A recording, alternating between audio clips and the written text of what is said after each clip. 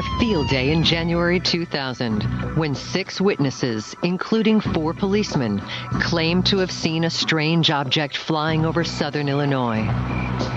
While no clear pictures existed of the craft, the detailed observations of the policemen offered compelling evidence in this sighting. This object was above me about 500 feet. It was huge.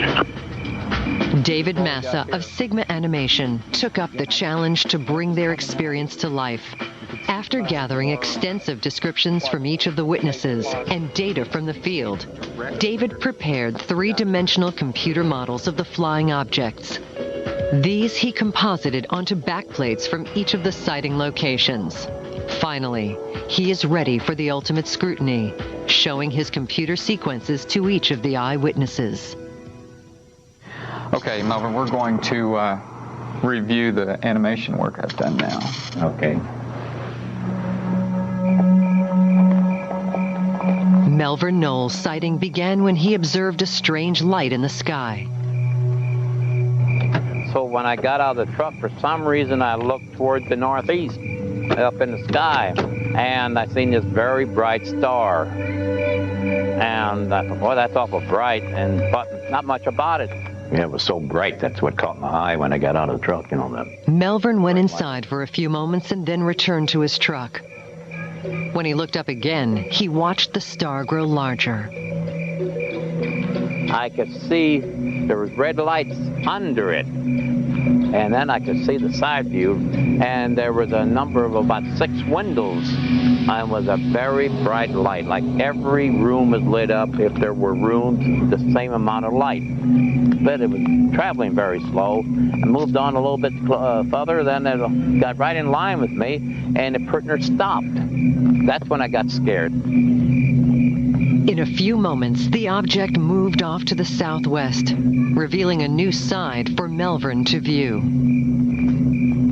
And it was windows in the rear of the whole width, with lights, dimmer lights with bars over them. How about the look of the windows on the side? That was really close to what I seen. Good, good. Just brought me back to that morning when I was standing there looking at it. Ed Barton's experience, supported by the new animations, revealed some interesting details. When I got about in this position right here, I was looking off to the southeast, and that's when I saw the 2 gigantic bright white lights. It's an intense white light, kind of in between the 2 clumps of trees. And again, they were just very bright white light with like these light rays emitting off of it, kind of like the Japanese rising sun battle flag. Officer Barton drove to a closer location to get a better view. I wasn't sure what was going on at that time. I thought maybe it was an aircraft going down or something like that. So I turned on my overheads and my wigwags, and I sped up, again continuing southbound on Route 4 into Lebanon. As Officer Barton closed in on the object, suddenly it began flying towards him. He stopped his car to observe closely. Okay, that's when I started seeing what looked like an elongated, massive black triangle. But it wasn't coming really fast. It was almost like it was floating towards me. And it blotted out all the stars around it. The triangular object turned gently around, revealing a rainbow-colored pattern of lights, then suddenly accelerated southwest toward Millstadt, Illinois. It's almost like going back to that map, almost like somebody took a photograph. Well, whether it's a plane or not, it's heading westbound now. Is this pretty much what it was like as you remember? The 3rd police officer, Craig Stevens, reported the following experience.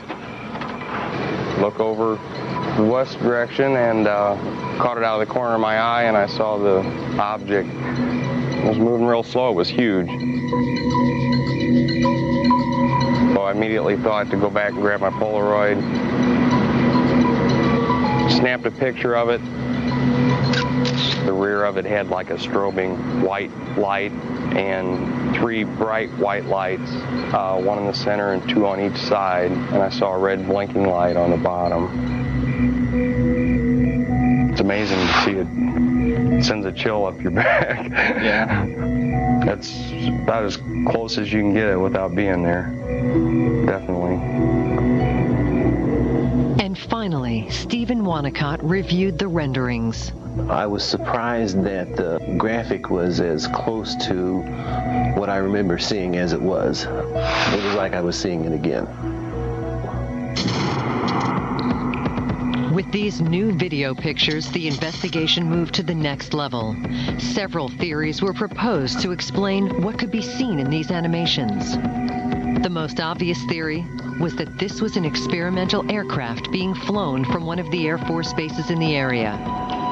Indeed, the trajectory map by David Massa shows that the object flew right over Scott Air Force Base. The Air Force didn't have much to say, except they knew nothing about it, and they didn't know what we were talking about, but they said they didn't see anything fly over that night. Clearly, the planes found on the base are all related to their declared operational mission. Scott Air Force Base is a aeronautical airlift wing. We operate the C-9A Nightingale, which is used for aeronautical airlift. Also, we have the C-21 Learjet, which we use for aeronautical evacuation. Also, we have the KC-135 straddle tanker, which is a air refueling aircraft. So we don't operate any fighter, bomber, or stealth aircraft in and around Scott.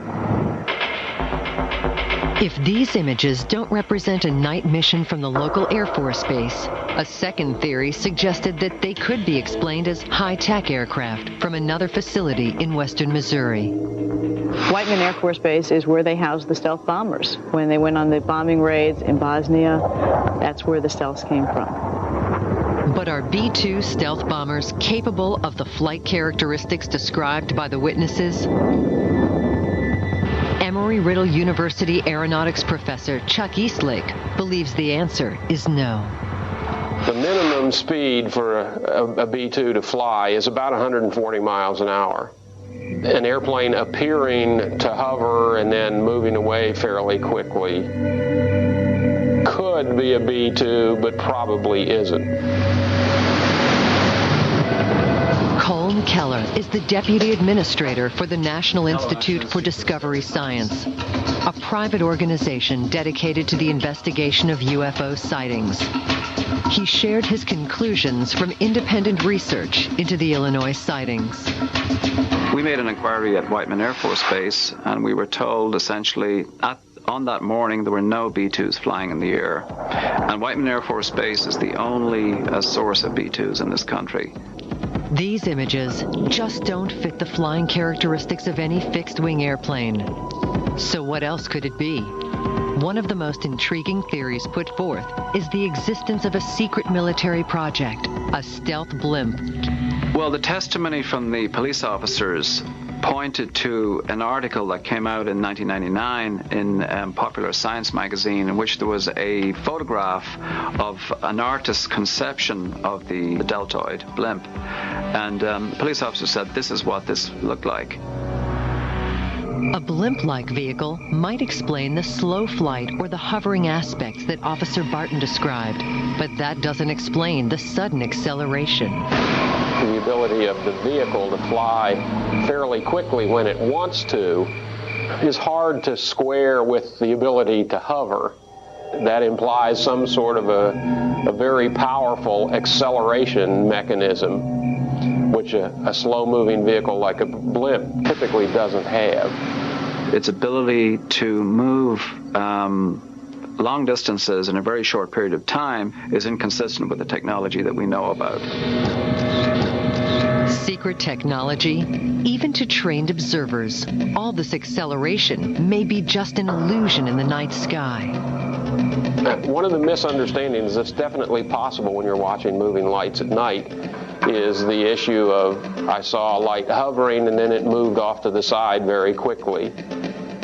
It's possible that that's actually a vehicle that's moving at relatively constant speed, but just happens to be coming right at you, at which point you would say that it looks like it's hovering, and then turns, at which point you can see that it's actually moving.